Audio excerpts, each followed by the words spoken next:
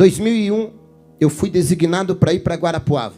E quando eu cheguei em Guarapuava, o irmão Juvenílio cuidava da parte da limpeza da igreja. Fazia uma semana que eu estava como pastor, ele entrou no meu gabinete, no meu escritório, e falou: pastor, eu vim ver se o senhor vai permitir, com molho de chave, que eu continue com as chaves da igreja. Eu tenho todas as chaves dos escritórios, dos departamentos aqui, porque eu faço a limpeza da igreja. Aí eu falei: mas, irmão Juvenílio, quanto a igreja lhe paga por mês? A igreja estava enfrentando algumas dificuldades financeiras, para a gente ver se a igreja vai ter condições de continuar pagando. Ele olhou para mim e falou: pelo amor de Deus, pastor, não fale em dinheiro para mim. Eu falei: por quê? Ele falou: não, eu sou aposentado, pastor. Eu limpo a igreja, mas eu não cobro nada. Eu falei: sério? Sério. E eu já tinha vindo de situações de processo, de gente que trabalha 15 dias para a igreja e quer ganhar 10 mil reais de processo. Eu falei: isso não vai dar bom, não. Quanto tempo faz? Ele falou: faz uns 3, 4 anos, desde que me converti. Eu falei: se esse irmão levar a igreja na justiça... Quantas vezes o senhor limpa a igreja? Ele falou: quase todo dia eu venho de manhãzinha limpar. Eu falei: piorou. Eu fiquei pensando na minha cabeça. Mas eu falei: tá bom, irmão, pode seguir então. Eu falei: eu vou observando. Que aí você vai conhecendo a pessoa e tal.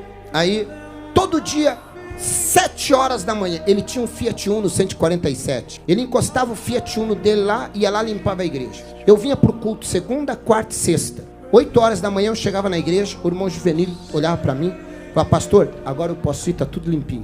Ele entrava nos escritórios, limpava tudo, ia no altar, passava pano em tudo, deixava tudo limpo. E na época era banco de madeira, envernizado. Ele vinha, passava pano, limpava, deixava tudo limpinho. E aí ia para casa, voltava, resolvia os problemas dele pela manhã, voltava no culto da tarde. Eu fui tentando identificar se ele tinha algum perfil de amanhã ou depois levar a igreja na justiça. Eu nunca vi ele reclamando de nada. Eu falei: mas vou ficar atento. Até que um dia ele entrou no meu gabinete e falou assim: pastor, eu queria lhe pedir uma autorização. Eu falei: pois não. Ele falou: pastor, me perdoe, mas eu fiz de tudo para poder mudar um horário de consulta.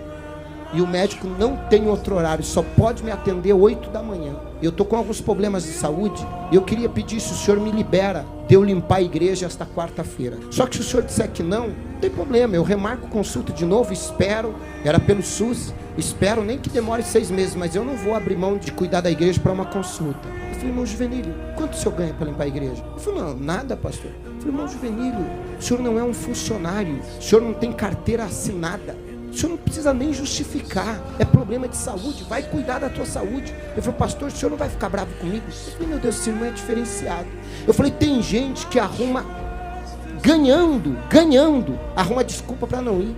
Eu falei: esse irmão não está ganhando nada. Ele vem me pedir uma liberação, coisa que ele nem deveria pedir, não estava pagando nada. Mas ele veio, eu falei: não, irmão Juvenílio. Ele falou: o senhor não vai ficar chateado, pastor? Eu falei: claro que não. Eu fiquei na minha cabeça, eu estou tentando descobrir o que esse homem tem que os outros não têm. Aí tá, ele foi, o que aconteceu? Deu certo? Ah, não, pastor, já estou tomando os remédios, estou melhor. Um dia, o irmão Juvenílio atrasou para chegar a limpar a igreja. Chegou, o culto começava às 9 da manhã, e ele deve ter chegado às 8, porque sempre que eu chegava, ele já estava saindo com a igreja limpa. E nesse dia, eu cheguei, e o irmão Juvenílio ainda estava limpando a igreja. E como eu cheguei bem devagarinho, ele estava nos bancos lá da frente, limpando a igreja. E eu vi que ele, cheguei de costas, ele estava chorando e falando sozinho. Eu falei: irmão Juvenílio deve estar passando por algum problema, ele não deve estar bem. E eu fui chegando perto dele, pé, por trás do irmão Juvenílio, vendo ele chorando, derramando lágrima e passando pano no banco. E quando eu cheguei perto dele, eu ouvi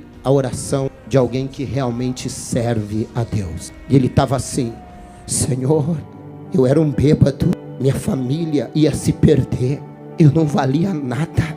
E a Bíblia diz, antigamente, só podia entrar no teu santuário os levitas para auxiliar na limpeza, mas no Santo dos Santos, só o sacerdote. E o Senhor me deu a oportunidade de poder limpar até o teu altar, aonde o teu servo vai pregar. Eu, um bêbado, estaria morto se não fosse o Senhor. E agora o Senhor me dá o privilégio de limpar o teu templo, o teu santo templo. Isso é um privilégio que não tem dinheiro que pague. E aí ele orou e falou: Senhor, quem sentar nesse banco seja alcançado por cura. Usa o pastor Alexandre hoje por milagres, para que ele seja usado para que vidas sejam impactadas, para que eles também encontrem a alegria que eu encontrei em Ti, para que eles também encontrem a paz que eu encontrei no Senhor, para que eles encontrem a vida que eu encontrei no Senhor. E Ele continuou limpando. Eu falei: Senhor, eu preciso me converter. O culto não era eu que estava fazendo, era Ele que estava preparando.